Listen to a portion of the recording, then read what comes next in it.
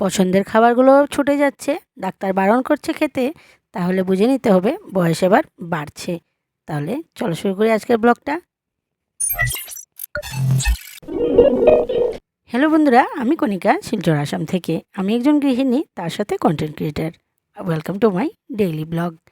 আজ ভাবলাম ডিম তরকারি করি, কারণ অনেক দিন হয়েছে ডিম খাওয়া হচ্ছে না, তাই ভাবলাম ডিম তরকারি করি। কিন্তু ছোটো মেয়ে যেহেতু অ্যালার্জি হয়েছে, তাই ওকে তো আর ডিম দেওয়া যাবে না। সেই টেনশনেই করছিলাম মেয়েকে কী রান্না করে দেব। একবার ভাবছিলাম সয়াবিন করে দিই, একবার ভাবছিলাম পনির করে দিই। পরে চিন্তা করলাম না, এইগুলো না করে কি করা যায়। হঠাৎ মাথায় এলো যে ফ্রিজে 2 পিস মাছ রয়েছে, তাই ভাবলাম যা হোক, এবার শান্তির নিঃশ্বাস পেলাম। ছোটো মেয়েকে মাছটা রান্না করে দিয়ে দেবো, আর আমরা খাবো ডিম। আজ ভাবছি ডিমটা কেটে রান্না করব। কিন্তু আমি ভয় পাই ডিম কেটে রান্না করতে, যদি ভেতরের কুসুমটা বেরিয়ে আসে।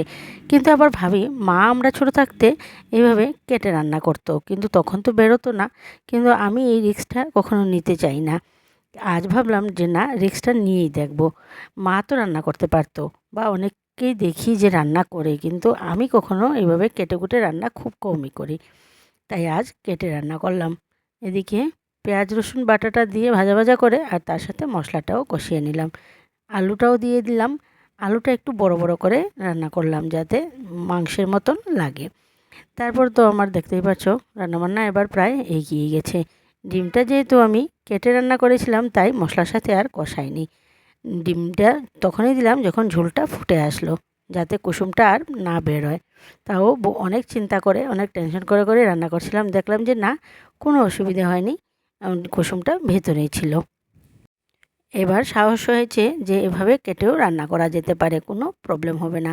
আর আমি দেখেছি আস্ত রান্না করে খাওয়ার থেকে মনে হয় কেটে রান্না করে খেলেই বেশি ভালো লাগে। তোমাদের কার কেমন লাগে? আস্ত রান্না করে খেতে ভালো লাগে, না কেটে রান্না করে খেতে ভালো লাগে? আমাকে একটা কমেন্ট করে জানিও। আর এবার শুরু হলো খাওয়া দাওয়ার পালা। সবাই এসে বসে পড়েছে। আর আমি যা যা করেছিলাম আজকে, ডালটা মুসুর ডাল সেদ্ধ করেছিলাম, সেটাতে আর ফোড়ন দিইনি। আর এদিকে দেখছো লেবু লঙ্কা, এদিকে ডিমের তরকারি, আর এদিকে বেগুন ভাজা, আর মিষ্টি কুমড়, আর স্কোয়াশ দিয়ে সকালে একটু ভাজা করেছিলাম, সেটাই অল্প রয়ে গেছিলো।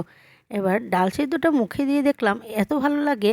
আমি ডাল সেদ্ধটা এভাবে খেতেও ভয় পাই, মানে স্বাদ হবে কি না, ভালো লাগবে কি না, কিন্তু খেতে তো খুবই ভালো লাগে।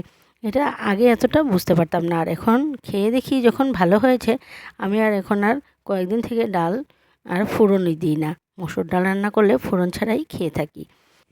তাহলে আজকের মতন আর ভিডিওটা আমি এখানেই শেষ করছি। তোমরা সবাই সুস্থ থাকবে, ভালো থাকবে। আর আমার ভিডিওটা আজকের কেমন লাগলো, আর রান্নাবান্নাগুলো কেমন লাগলো, অবশ্যই আমাকে একটা কমেন্ট করে জানিও। Tata bye bye, good night, sleep tight, love you all. দেখা হচ্ছে আবার নেক্সট ব্লগে।